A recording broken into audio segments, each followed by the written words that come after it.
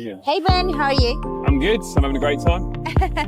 Okay, so here we are at the event production show in the VIP area at the K4 production company.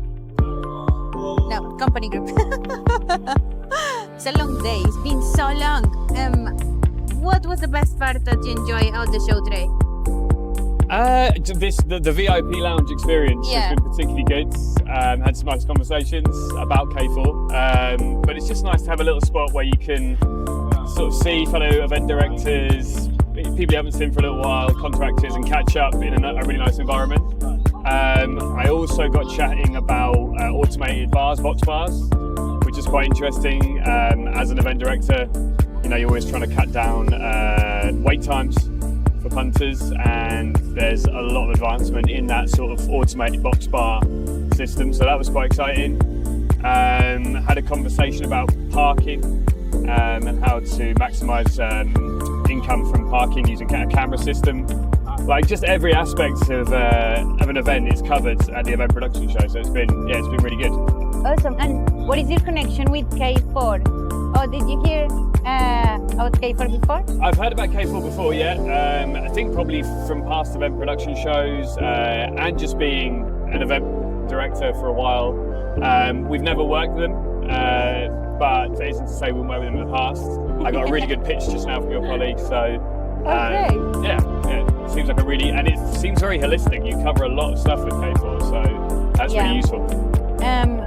Also, at the moment, K4 is trying to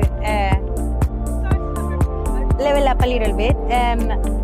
There is a lot of male-dominated industry in security. Oh yeah. But K4 is trying to get a lot of more female in the security industry. Okay. I don't know if you have noticed. Have you noticed? Yeah, definitely. Personally, I also run a venue back in Norwich. Oh, okay. And we have some female security there as well, and they're actually really well received by the public.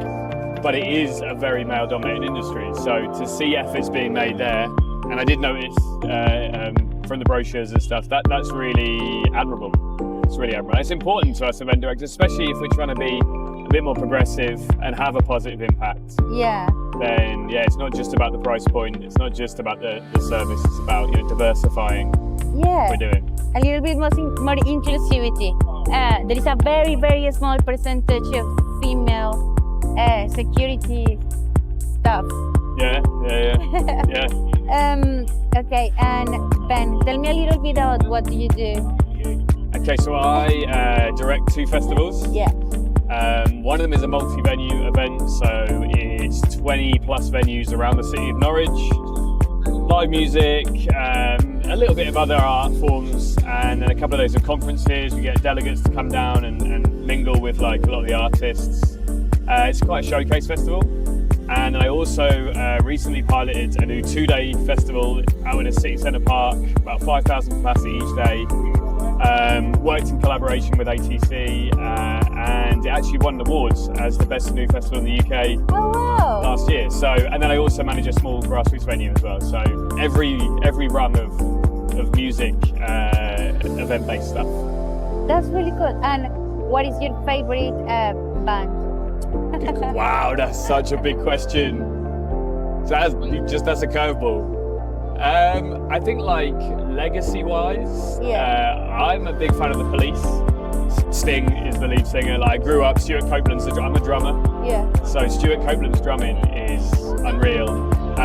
Newer bands or more modern bands. What am I listening to at the moment? I'm a big fan of Sports Team. Sort of like post-punky band. Really enjoying Yard Act. Also on the like jazzy side, like Ezra Collective.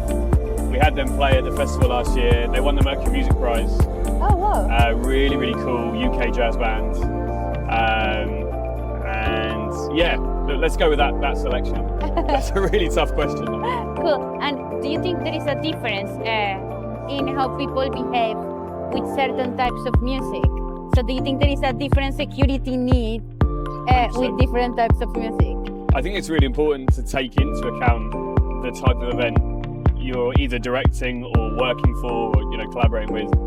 especially in a sense, security, for example. If we have some late night events that happen across the city, and the security will always be a little bit more present at those events. They don't have to be aggressive, like we have a nice crowd, people are just there to enjoy themselves, but more stuff tends to kick off later into the night. People have been drinking through the day, and then it gets to like a club environment, and it's a bit more important to have more of a presence, be more visible.